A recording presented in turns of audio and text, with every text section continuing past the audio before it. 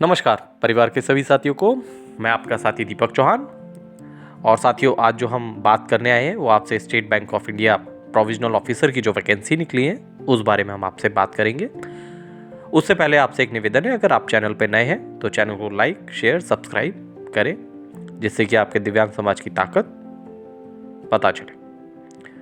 हम बात करेंगे आज state bank of India provisional officer की जो वैकेंसी निकली हुई है उसमें कुछ परिवर्तन किया गया है, उसके बारे में हम आपसे बात करेंगे। किस कैटेगरी में कितनी वैकेंसी हैं उसके बारे में बात करेंगे। इसका प्रोसेस क्या है उस बारे में बात करेंगे। इसकी लास्ट डेट क्या है उस बारे में हम बात करेंगे। वीडियो छोटा रहेगा क्योंकि मैं इसमें कुछ महत्वपूर्ण जानकारी दूंगा। बाकी मुझे और चीज़ बताने की ज़रूरत नहीं है क्योंकि आप खुद समझदार हैं। सबसे पहले मैं आप सबको बताऊंगा स्टेट बैंक ऑफ इंडिया में किस कैटेगरी में कितनी वैकेंसी हैं।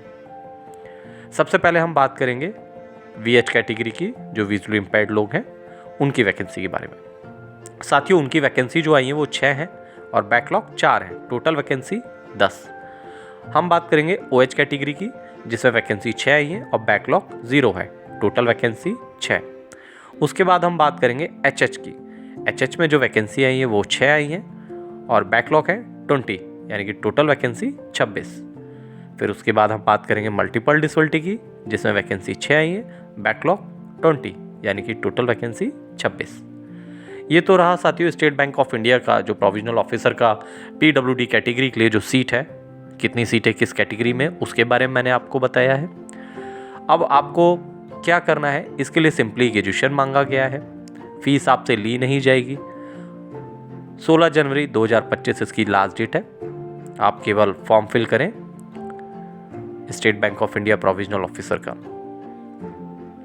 रिजर्वेशन की बात रही, जनरल वालों को 10 साल का रिलैक्सेशन मिलेगा PWD के लिए।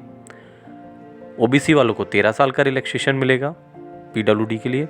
SC ST के जो कैंडिडेट्स हैं उनको 15 साल का रिलैक्सेशन मिलेगा PWD के लिए। आप जब पेपर देने जाएंगे, पेपर का जो अवधि होगा वो 60 मिनट होगा, 20 मिनट आपको एक्स्ट्रा मिलेंगे। अब हम बात करेंगे टायर 1। टायर 1 में क्या होगा? टायर 1 में मैथ, रीजनिंग, इंग्लिश। पहले के जो पेपर होते थे उसमें 35 की मैथ रीजनिंग होती थी और 30 नंबर की इंग्लिश होती थी।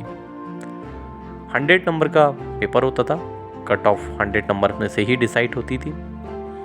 बट साथियों, स्टेट बैंक ऑफ इंडिया ने कुछ पेपर पैटर्न में बदलाव किया है।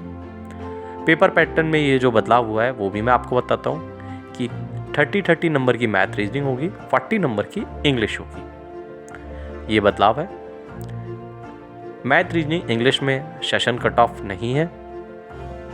आप बस एग्जाम को मेरिट कट ऑफ क्लियर कीजिए, कोई सेशन वाइज कट ऑफ नहीं है। अब आते हैं हम टायर 2 में। टायर 2 में इन्होंने क्या किया है, जो इंग्लिश का वेटेज था उसको इन्होंने कम कर दिया, यानी कि 40 क्वेश्चन आएंगे मगर उन 40 क्वेश्चन के जो नंबर होंगे 20 नंबर होंगे। बस इतना इन लोगों ने चेंजेस किया है, बाकी कोई चेंजेस नहीं है। बस इंग्लिश का वेटेज कम किया है, बाकी और सब्जेक्ट के वेटेज बढ़ा दिए गए, जिसमें आपके पास math, reasoning, computers, banking awareness, current affairs जो बैंकिंग को लेकर रहते हैं वो इसमें रहेगा। थर्ड स्टेज पे साथियों इसमें psychometric test plus group discussion होगा।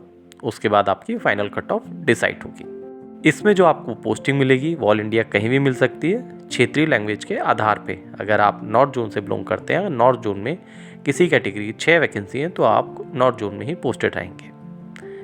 ये एक छोटा सा मैंने आपको state bank of India provisional officer का जो पेपर है उसके बारे में मैंने आपको बताया है। अब हम बात करेंगे स्क्राइब को लेके, जो मेन इंपॉर्टेंट है। स्क्राइब की जो डिटेल्स है वो प्रॉपर तरीके से आप सही से भरिए, बल्कि ये स्क्राइब की डिटेल्स स्वयं स्क्राइब को ही भरनी पड़ेगी।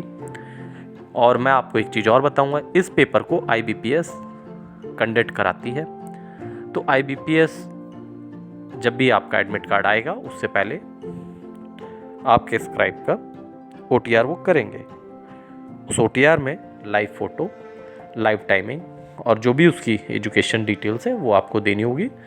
और मैं आप सबसे निवेदन करूंगा जो चीज़ सही है उसको ही आप फिल करें, अपने से 1 स्टेप स्क्राइब ही लेके जाएं। साथियों, कुछ दिव्यांग साथी जिन्हें सो कोश नोटिस जारी हुआ है IBPS की तरफ से, कृपया करके उनसे मेरा निवेदन है वो इस फॉर्म को फिल ना करें, क्योंकि इस फॉर्म को IBPS ही करा रही है। अगर आपको किसी भी एग्ज़ाम, IBPS के किसी भी एग्ज़ाम में शो कॉज नोटिस जारी हुआ है तो आप उस फॉर्म को ना फिल करें।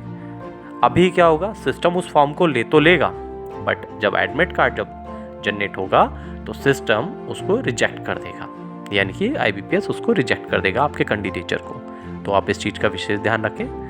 मैं फिर कहूँगा, स्क्राइब एक स्टेप कम लेके जाए। स्क्राइब ने इसका फॉर्म फिल ना किया हो, स्क्राइब ने इसकी कोई परीक्षा न दी हो पूर्व में, तो इस चीज़ का विशेष ध्यान रखें। तो साथियों, इस चीज़ का विशेष ध्यान रखें जिससे कि आपको किसी चीज़ की कठिनाइयों का सामना ना करना पड़े। और साथियों, SBI ने अपने एग्ज़ाम की डेट इसमें ऑलरेडी क्लियर कर रखी है, जो कि आप नोटिफिकेशन में देख सकते हैं। अभी डिस्क्रिप्शन में मैं नोटिस डालूंगा, आप जाके नोटिस को एक बार क्रॉस चेक करेंगे, जिसमें आपका प्री और मेंस एंड इंटरव्यू और फाइनल रिजल्ट हर एक चीज़ की डेट उसमें शो की गई है। आशा करता हूँ मेरी ये छोटी सी जानकारी आपके लिए लाभकारी होगी, और ऐसे ही मैं आपकी छोटी छोटी वीडियोस आपके लिए लाता रहूँगा। आपका साथी दीपक चौहान। जय हिंद, जय भारत।